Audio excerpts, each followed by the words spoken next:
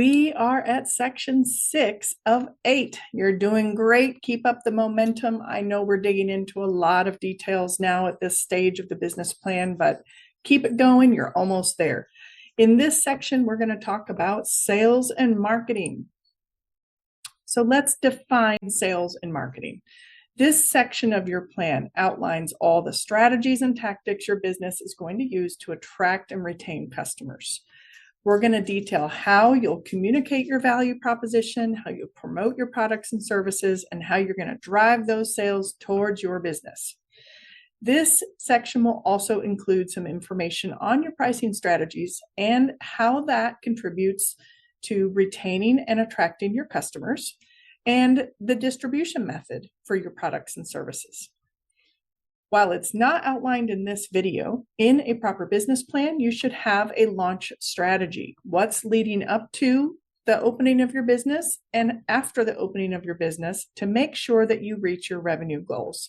Any client of mine will be working through that with me directly, so we can put that directly in your business plan and into your financial forecasts. So you've got a lot of channels to choose from for showcasing your products and services. In this example, I'm showing you Instagram, TikTok, and you could do that through engaging videos. There's just a lot of methods these days about how to get the word out about products and services. So in this plan, I'd like you to think about the ones that you're either the most comfortable with, work the best in your particular area, in your geography, or that you believe your target client will engage with the most. So this might be particular marketing campaigns. They could be live events or online events, hands-on workshops or classes, or partnerships that you'll use to promote your products and services. Client retention and pricing is a really important part of your marketing strategy. And you may already know that sometimes marketing is not always for the return on investment, but it is sometimes for the client attraction. You might have heard of a term called customer acquisition cost. In some businesses, there is a high customer acquisition cost to be able to sell product and get the client so that you have a chance to retain the client. In other businesses, it's not quite like that, and the service is so attractive that you don't have a very high customer acquisition cost. So as you are thinking through your marketing strategies, get to know your industry and what is typical for your industry and how much it costs and the type of methods that people use to attract and keep a client. Here are some things to think about. Incentives, sales, or special offers. Some people offer new clients special pricing or free exams, or maybe a free appetizer with your first entree purchase. You might have a very particular new client acquisition strategy. Is there a product or service that you have that new clients are particularly attracted to? What will you do with that product or service to make sure that you can gain that client and keep them? There's also price service attractiveness. In some of the other examples we used, we brought up the concepts of affordable, luxury, premium, and think about that when it comes to how you'll market your products and services. Is there a particular avenue that you would like to travel in that area? Premium, luxury, affordable. What is your target client? And what are the types of words in your pricing strategies and your marketing strategies will you use to attract the customer you believe is most attracted to your products and services? And then, as any business should think about, what is your client retention strategy? Do you have a loyalty program where customers can earn points or incentives? Do you have an annual gift or a prize? Is there something special you're doing to ensure that your clients will stay with you? In the case of healthcare, this might include strategies like automated reminders or platforms where the customer has a chance to interact with you and continue an ongoing relationship.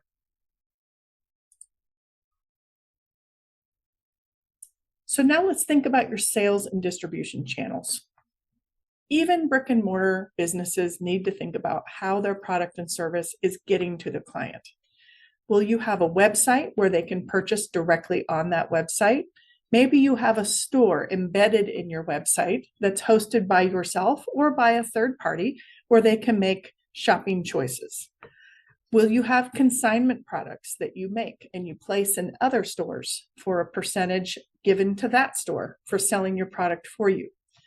Will there be live events such as farmers markets or health events or 5Ks that you plan on attending where you have an opportunity to sell product or give out samples of your product at those events? There's, of course, the in-store sales where you have shelves where your product is displayed. And of course, sales channels like Etsy, Amazon, Shopify, etc., where they can help you get your product onto a platform where customers are already going to be able to make those sales. Here's some examples of some strategic partnerships that we'll want to highlight in your plan, such as XX company will pay for the display shelves if I carry their product.